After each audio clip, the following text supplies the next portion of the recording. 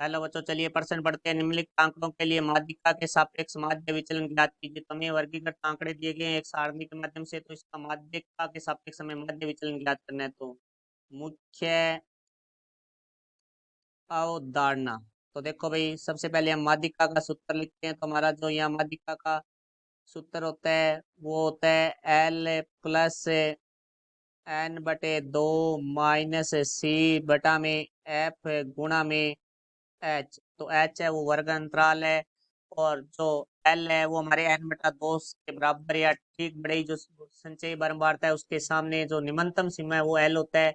F हमारे n/2 से बराबर या ठीक बड़ी संचयी बारंबारता के सामने जो एफ का मान है वो होता है, और सी ठीक उससे छोटी जो संचयी बारंबारता होती है n/2 के मान से, वो हमारा सी होता है। तो अब हम यहाँ से माध्यिका के सापेक्ष माध्य विचलन, जिसका हमारा सूत्र होगा सिग्मा आई बराबर 1 से एन एफ आई मापांक एक्स आई माइनस एम बटा में एन एन है एफ के पदों का योग। अब हम इस सारणी के रूप में लिखते हैं। तो देखो, सबसे पहले हमें जो कि दिया गया है अंक, तो यहाँ लिखेंगे हम अंक। उसके बाद हमें दिया गया है एफ, तो हम यहाँ एफ लिखेंगे। उसके बाद हमें सी एफ चाहिए होगी, जिसे हम कहते हैं संचयी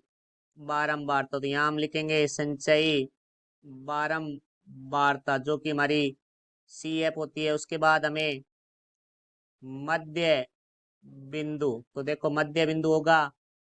उसके बाद हमारे पास आ जाएगा एक्स आई माइनस एम, फिर हमारे पास आ जाएगा मापांक एक्स आई माइनस एम, फिर इसका हम एफ के साथ गुणा करेंगे तो एफ आई गुणा मापांक एक्स आई माइनस एम। तो देखो, अब हम अंक, हमारे अंक हैं वो हैं 0 से 10, 10 से 20, 20 से 30, 30 से 40, 40 से 50 और 50 से 60।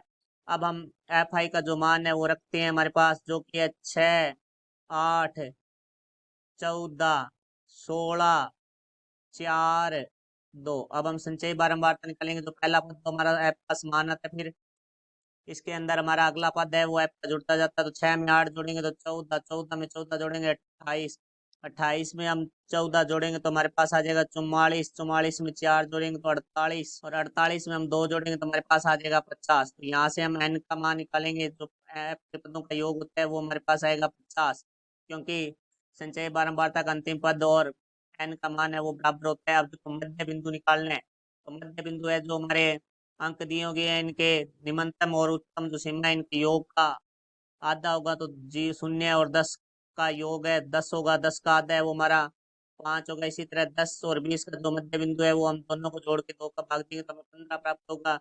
इसी तरह 20 और 30 का जो मध्य बिंदु है वो हमारा 25 होगा। 30 और 40 का हमारा मध्य बिंदु 35 होगा। 40 और 50 का मध्य बिंदु 45 होगा। 50 और 60 का जो मध्य बिंदु है वो हमारा 55 है होगा। तो अब देखो, सबसे पहले हम माध्यिका निकालते हैं। माध्यिका निकालने के लिए हम n/2, एन का मान है 50, 50/2 बराबर आ जाएगा हमारा 25, 25 के बराबर या ठीक बड़ी संचयी बारंबारता।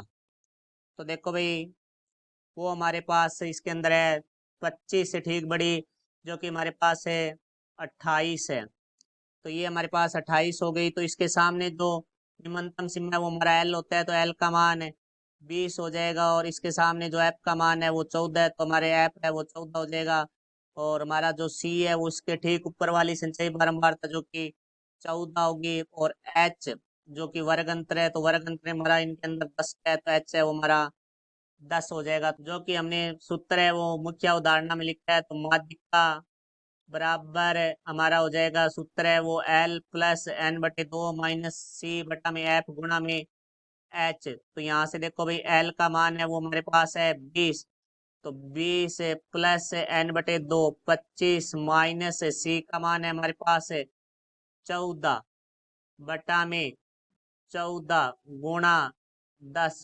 तो यहाँ से देखो भाई 20 प्लस 25 में से 14 घटाएंगे तो हमारे पास आ जाए 11 बटा में 14 गुणा 10। तो यहाँ से हमारे पास आएगा 20 प्लस 11 को 10 से गुणा किया 110 बटे 14। तो यहाँ से आ जाएगा 20 प्लस 110 में हम 14 का भाग देंगे तो हमारे पास आएगा 7.85। तो इनको हम जोड़ेंगे तो हमारे पास आ जाएगा 27.85। माध्यिका है जिसे हम एम से लिखते हैं, उसका मान है 27.85। तो अब हम इसको यहाँ घटाएंगे, जो कि मध्य बिंदु एक्स आई है वो हमारा मध्य बिंदु है। तो यहाँ से घटाएंगे 5 माइनस 27.85 तो बराबर हमारा आ जाएगा -22.85। फिर हमारे पास है 15 माइनस 27.85। तो यहाँ से आ जाएगा -12.85। फिर हम 25 में से घटाएंगे 27.85 तो हमारे पास आ जाएगा -2.85। फिर हम 35 में से घटाएंगे 27.85 तो हमारे पास आ जाएगा 7.15। फिर हम 45 में से 27.85 घटाएंगे तो हमारे पास आ जाएगा 17.15।